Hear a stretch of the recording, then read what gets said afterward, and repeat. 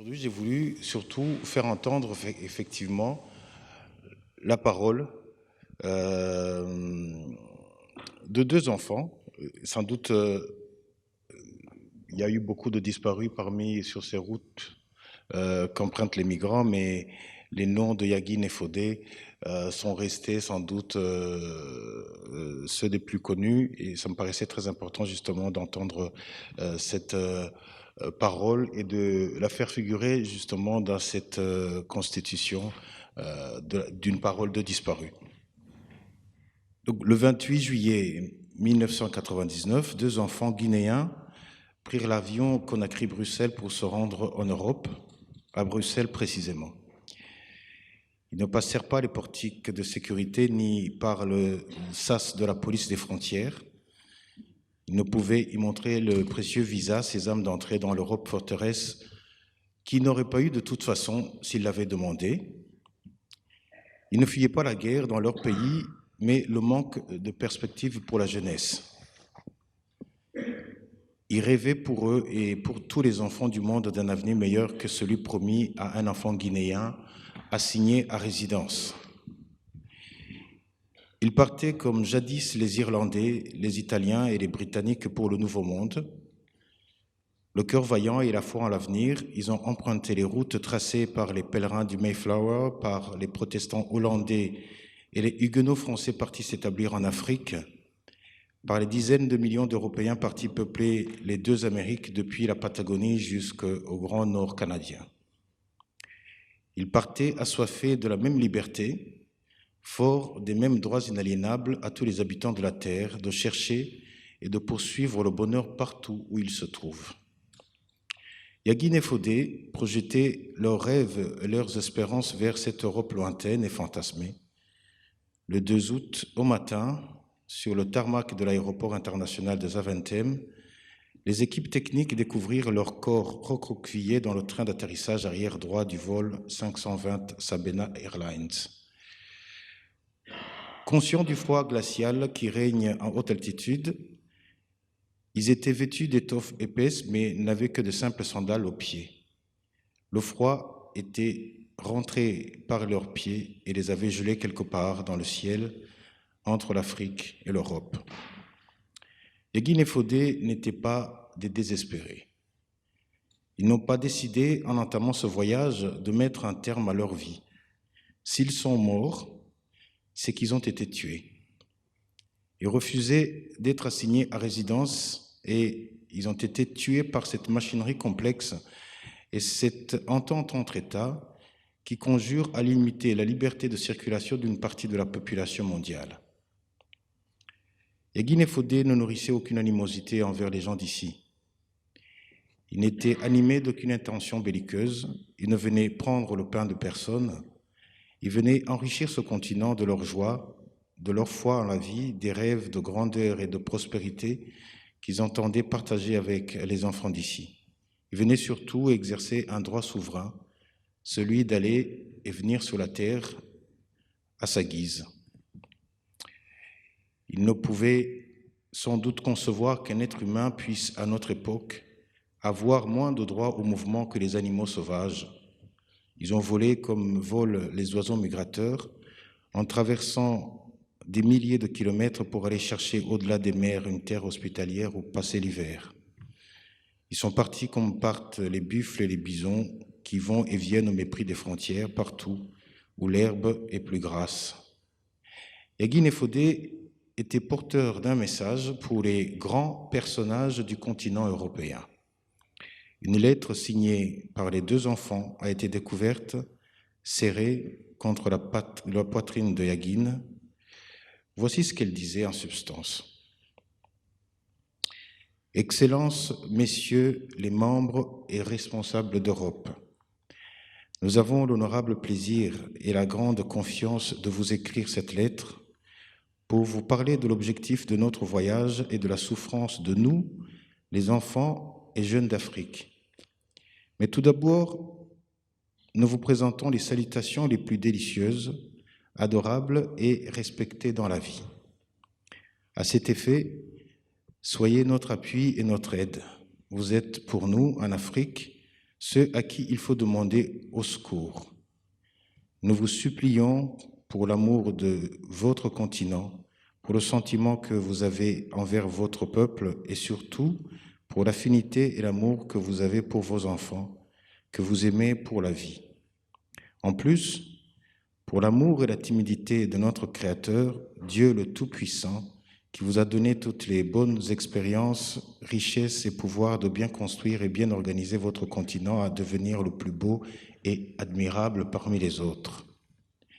Messieurs les membres et responsables d'Europe, c'est de votre solidarité et votre gentillesse que nous vous crions au secours. Aidez-nous, nous avons des problèmes et quelques manques au niveau des droits de l'enfant.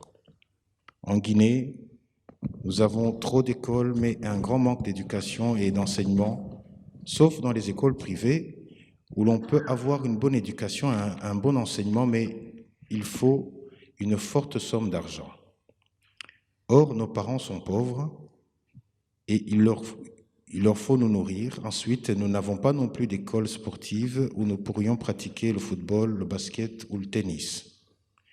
C'est pourquoi nous, les enfants et jeunes Africains, vous demandons de faire une grande organisation efficace pour nous permettre de progresser.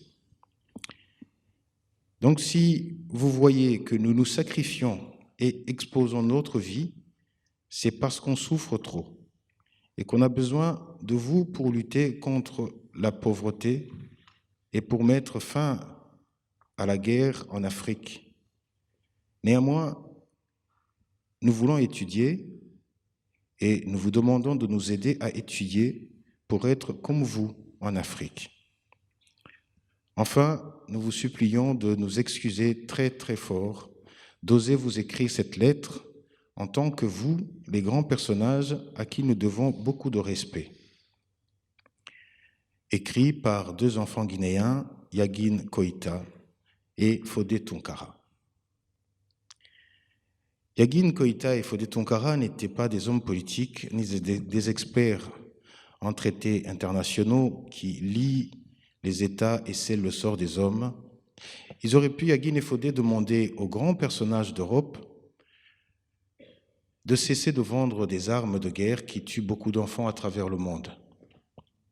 Ils auraient pu demander aux grands personnages d'Europe qui écrivent les textes juridiques de mettre un terme aux traités commerciaux qui appauvrissent la Guinée et d'autres pays du Sud. Au nom des morts innombrables qui gisent au fond des cimetières marins et partout où les hommes et les femmes essaient de s'échapper des murs dans lesquels on les a enfermés, nous affirmons qu'il n'y a pas de problème de migrants, mais le problème d'un modèle politique et économique qui organise la mise à sac des territoires et la dépossession des peuples.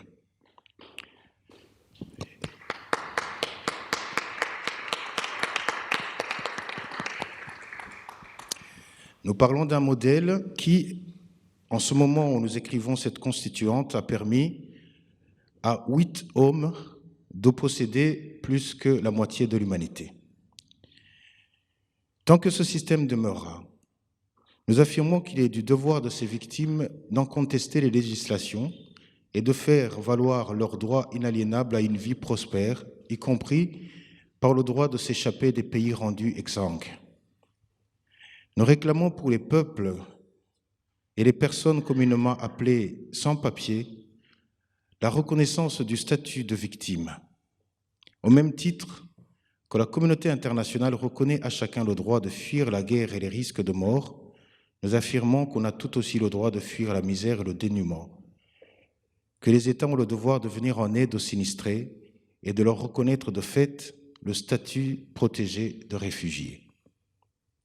Par conséquent, il est du devoir de chacun de leur venir en aide, de la même manière qu'il est de notre devoir de nous porter au secours d'accidentés de la route ou des victimes d'un incendie.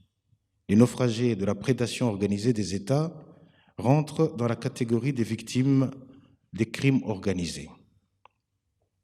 Nous affirmons qu'il est du droit de chacun de s'opposer à leur reconduite à la frontière tant que le problème qui est à l'origine des mouvements importants de masse que nous observons ne sera pas levé et que des rapports équitables et pensée pour le bien commun de tous les peuples ne soit substituée aux règles actuelles du commerce international.